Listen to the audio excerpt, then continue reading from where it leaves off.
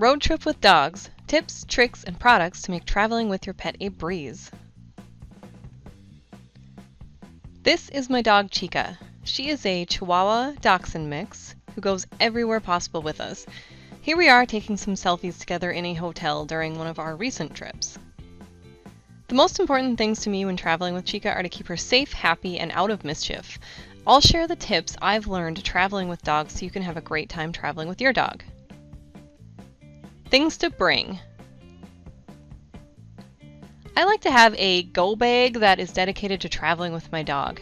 I keep it stocked with food and water dishes. And the food and water dishes I like to bring are these collapsible silicone dishes because they collapse down basically flat, so they don't take up any room in your bag. And then I like to take an extra leash and harness, and this is not the normal leash and harness that I use for my dog, but an extra one because I always seem to, I'll grab the bag and forget to bring her leash and harness. I don't know why, but this will just prevent that, so I always have an extra one available in the bag. And then of course bring some food, and sometimes I'll bring like a Ziploc bag or other bag full of food, and of course some treats, puppy pads, and poo bags, and toys or anything else that your dog needs. I just use a normal backpack that I have for my go bag for my dog, but if you don't have one, this bag is a pretty nice option, and it has some collapsible food and water dishes and little containers to hold food and treats or whatever else you need. So this is a good option if you don't have a bag available for your dog. Other things to bring, depending on your trip, you may want to bring your dog's kennel, their bed, their blanket, other toys like bones or other chew toys, and maybe a towel is always good to have. The towel that I use is this one. It is microfiber and very absorbent, so it's great to just keep in your bag. Or I always have this towel in the bottom of my dog's car seat, which I will show a little bit more about later. And also, of course, water. It's always very important to keep your dog hydrated. And I always just bring a water bottle that I have full of water that I drink, and then I share some with my dog. But if you don't have that, if you want to have like a dedicated water bottle for your dog, here's a really cool option for you. You just press the button and then water can come out into the part that your dog can just drink straight out of. So it's a really great option for your dog. And there's other options available too, kind of like this one that I like. This can hold both food and water on each side of the dish, and then it comes with two actual collapsible dishes that you can attach right to it, so it's kind of a cool option. Chica loves going on car rides. Look how happy she is in these pictures. So some car travel tips. It is very important to keep your pet safe in the car, so use either a kennel, a car seat, or a seatbelt attachment to securely harness your dog and prevent them from not only distracting you as the driver, but also just to keep them safe in case there's a car accident, or even if you just need to brake really quickly and it could send your dog flying and injure them. So it's just important to keep them safe by using these products. Always remember to take your dog out on exercise breaks so they can walk around if you're on a long car trip, maybe every 4 to 6 hours. Probably just as often as you need to stop, they're going to really need to stop too. Don't forget to give them food and water regularly, and some dogs might not like eating in the car, so you might have to stop and let them eat and drink. And also, it's very important to remember that hot cars are very dangerous for dogs. Even if it doesn't feel like it's hot in your car, if the sun is shining down on it, and it can get very, very hot very quickly, and it can be disastrous for a dog who's stuck in the car and doesn't have a way out. So my kind of rule is if it's going to be 5 minutes, that my dog's going to be in the car without me, that's okay. But anything longer than that, I do not like to leave them in the car. If I have to leave them in the car longer than that, I always make sure I have an extra set of keys or a different way to get in the car so I can leave the car running with the air conditioning on. And then I can go do what I need to do and come back to the car. But I really wouldn't even leave them longer than, 10 or 15 minutes. It's just not really safe. So the kennel I like to use is this PetMate kennel. The reason I like it because it has this little tab here that you can put your seatbelt through, so it'll keep the kennel safe in your car, and then your dog, of course, is safe inside the kennel. So in case something does happen, they should avoid injury, or it'll help them, they're less likely to be injured.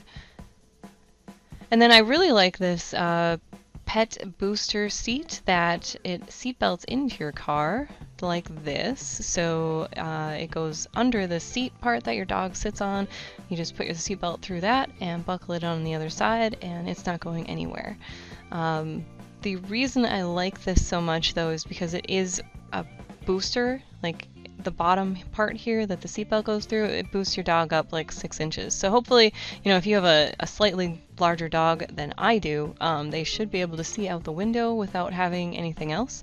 My dog is pretty small and my car is pretty low to the ground, so I do have to boost the seat up with a plastic crate so she can see out, and that works really great. So here's some pictures of Chica in the booster seat. Here she's just kind of relaxing.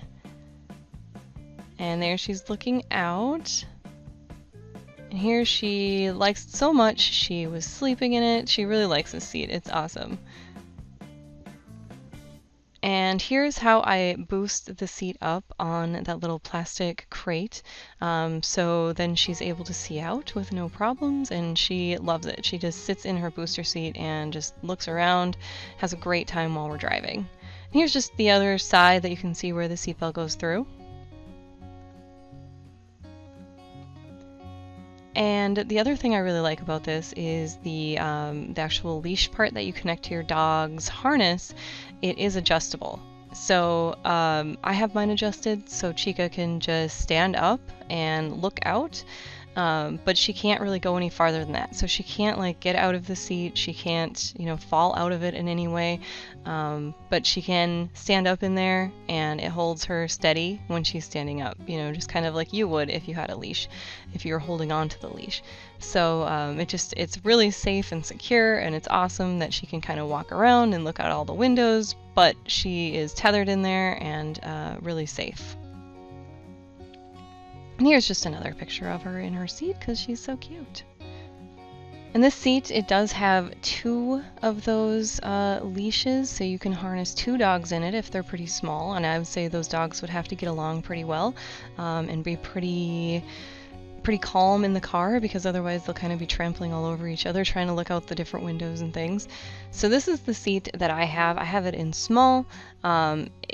It's really great for my small dog, but definitely, like you can see here, like the pug fits in it no problem. So a slightly larger dog would fit in here, but obviously not a very large dog. And one thing that's very important about this car seat is do not attach the tether to just like a neck collar, because if you did get into a car accident or even just had to brake very quickly, and if you can imagine the amount of force that would be on your dog's neck, that could be disastrous. Like, you could injure your dog a lot, or it could be deadly. So I always use a harness. I do not ever use a neck collar. This is the harness that I like. It's very padded and comfortable for my dog, and I know that she's not going to be going anywhere injured if we are in a car accident or something when she's using this harness with her pet booster seat. And the pet seat that I got, it is from K&H Pet Products, and the small one here is just about $70 right now. Of course, that price might change, but I did find that Amazon Basics offers a pet booster seat for a lot less. So if you were interested in this seat, I can't really vouch for this one, but you could get a different one from Amazon Basics and, probably save a little bit of money. And it looks exactly the same except for the color. So I think it would probably be a really good option. Now, for a dog that you don't want to use a booster seat with, here's a different option for you. This is a harness that comes with a leash strap that you can see right here, it buckles into your car seatbelt. So you just clip that in, and that can kind of hold them in the seat and hopefully, prevent them from crawling all over the car. And in the case of an accident or something, it would prevent them from going flying. So this would be a way to keep your dog safe without keeping them kenneled or in a car booster seat like I have. And if you just want the leash to clip on your own harness, that is also available here as a 2-pack for $8, so it's very reasonable. Hotel tips when you're traveling with a dog. Verify that your hotel is pet friendly and verify the hotel's pet policies. So I've had this happen before. It is a not fun situation to be in. I used a third-party hotel booking site like Travelocity or Expedia or something like that. But I used one of those sites to book a pet-friendly hotel. It said it was pet-friendly on the website, on Expedia, the third-party website, whatever one I was using. And I got to the hotel and, I had my dog and I was like, I'm checking in. And they told me that they do not allow dogs. They never had allowed dogs. So the site that I booked through was just wrong. Luckily, I was able to find a different hotel in the city I was in and book it that did allow dogs. So I ended up, paying for 2 hotel rooms, one that I couldn't even use. So definitely go on to the hotel's actual website. Don't rely on a third-party website to tell you if it's pet-friendly or not. So the other thing, make sure that the pet policies will align with what you're doing with your dog. So sometimes there are policies where you can have 1 dog, it doesn't matter what size it is. Sometimes there's size restrictions. Sometimes you can have 2 dogs, but no more.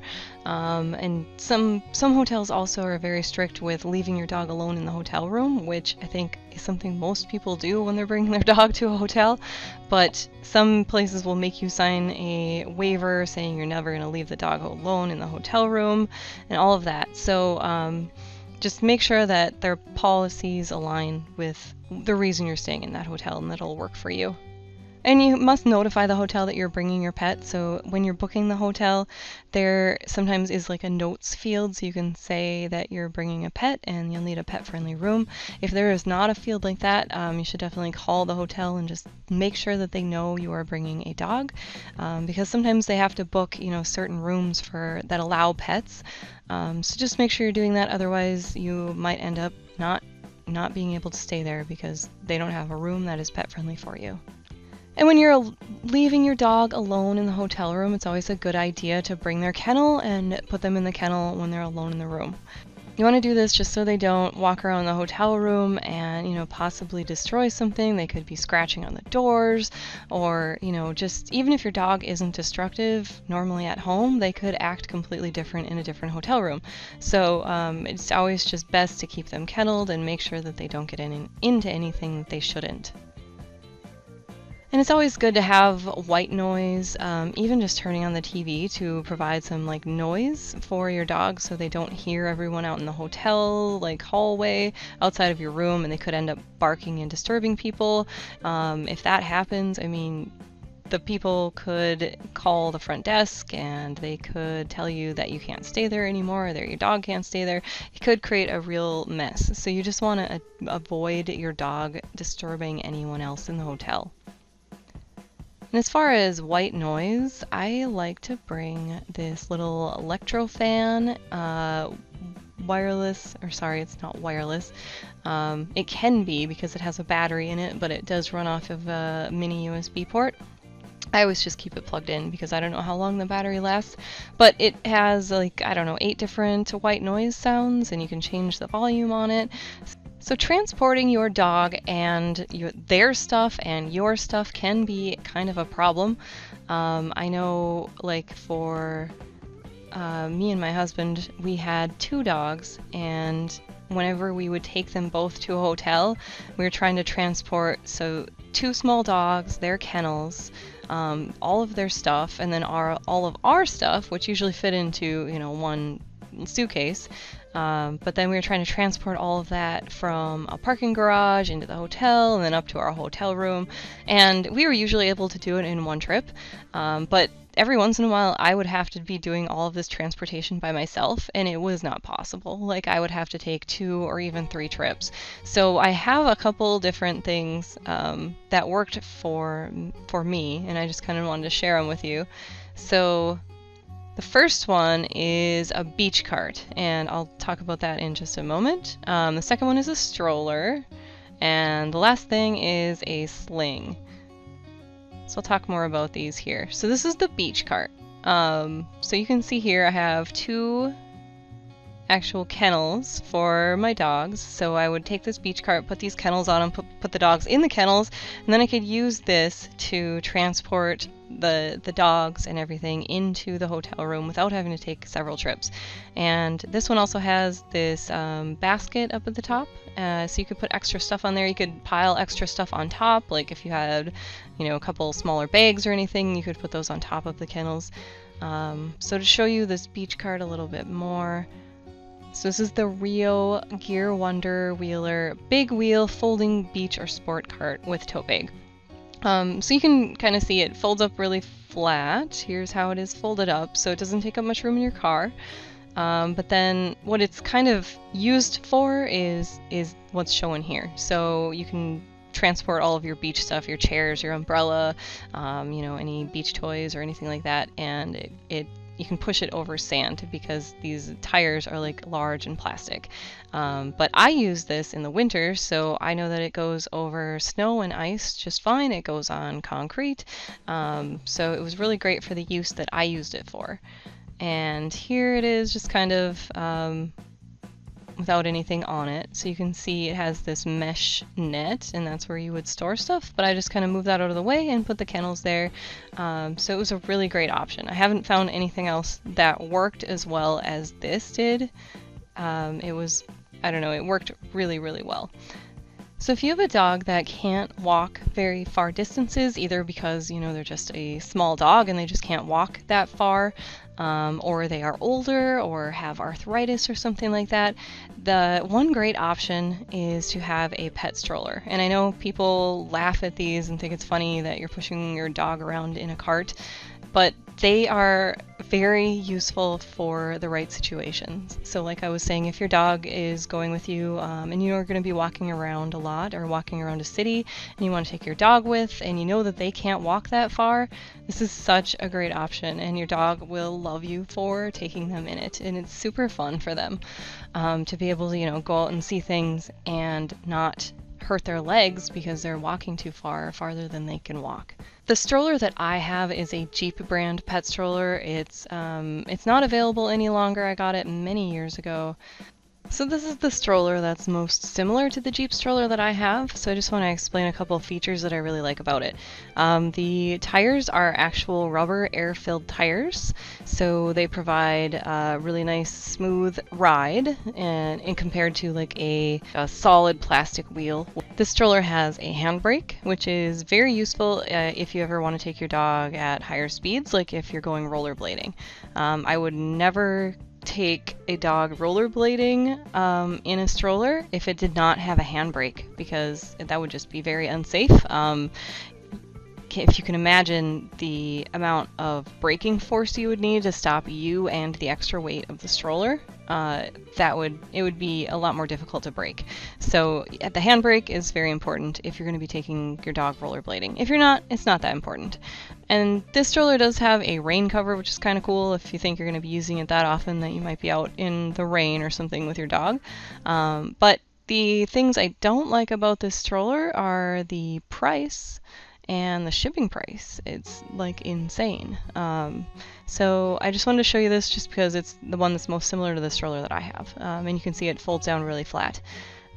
Here's the handbrake, and it has a little storage container underneath, which is really cool if you need to bring some extra stuff with. However, there's different options that are much better price. So this one I really like. I'm tempted to actually get it and replace the stroller I have because you can use it as a stroller. It has a handbrake. It has very nice air-filled tires, as you can see. However, you can also switch it out to use it with a bike. So you can just take that third wheel in the front, and I think it stores underneath or something. Or maybe not, but anyway, you just take it off, and then this pole that stores underneath, you put that on, and that is what connects to the bike. So it's kind of a multi-function stroller that you can use to take your dog anywhere they need to go walking or rollerblading, and then you can take it and attach it to your bike if you ever want to take your dog bike riding with you. So it's a pretty cool option. And this is the third option that I kind of liked. I do like that it has the large air-filled tires again. It provides a really nice safe space for your dog. The one thing it doesn't have is a handbrake. Otherwise, I definitely would think this would be the best option. But for me, it doesn't really work because the main thing I use it for is rollerblading. Because it's just super fun for the dog to go at those high speeds, but then still have the wind in their face and everything, and they're just having fun riding along in the stroller. And then the third thing that I like for taking my dog places is this Pet Sling.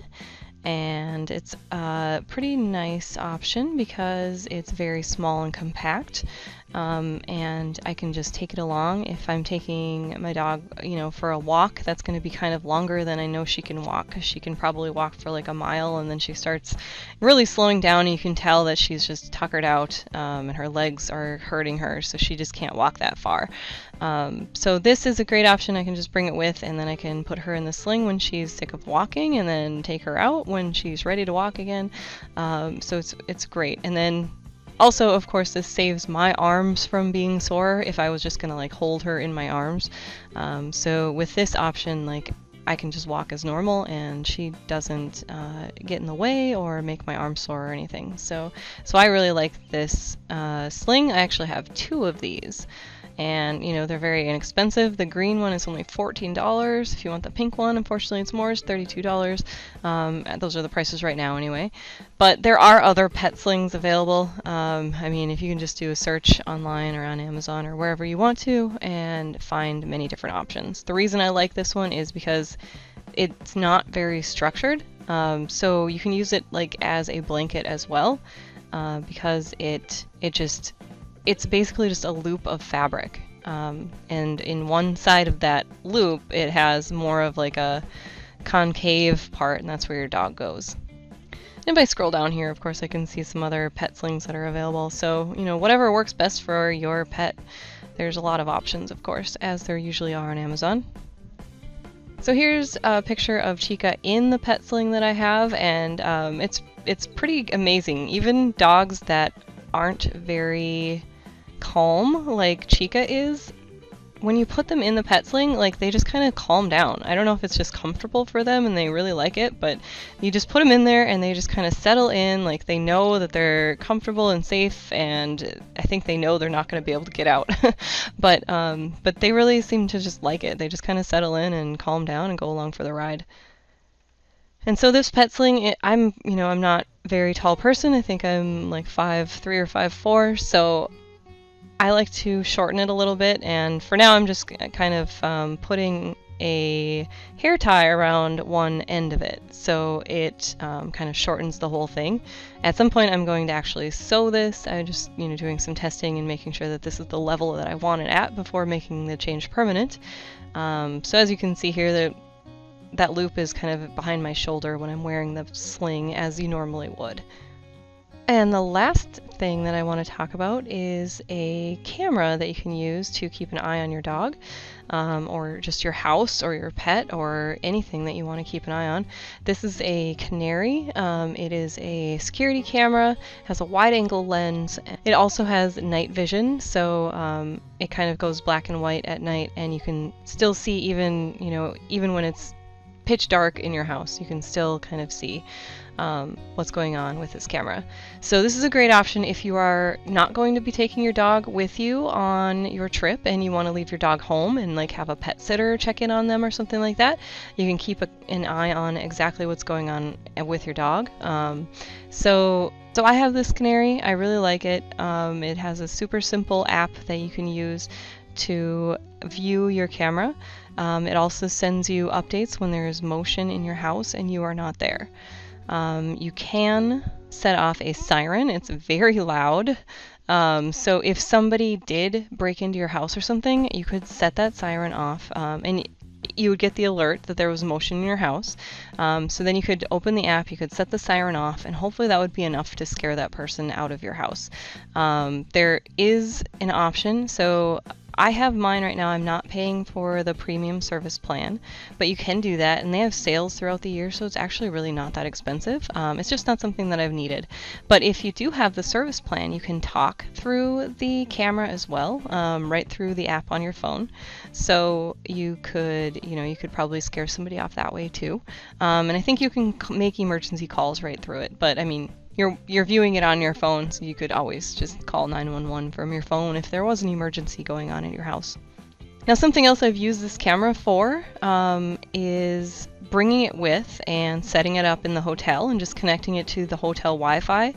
So I could check in on my dog when we were out and about and my dog was staying at the hotel. So like we went to a concert and I knew we were going to be gone for probably 4 hours, and Chica was going to be hanging out in the hotel room. So I just set this camera up, had it looking into her kennel, so I could check in on her, every, I don't know, I usually did a couple times an hour, just to make sure that things were good and that she was just chilling in there and not freaking out, not barking. And when we did this, like every time I checked on her, she was just sleeping. So it was really awesome to just have that peace of mind and know that she was safe and happy in the hotel room and just hanging out.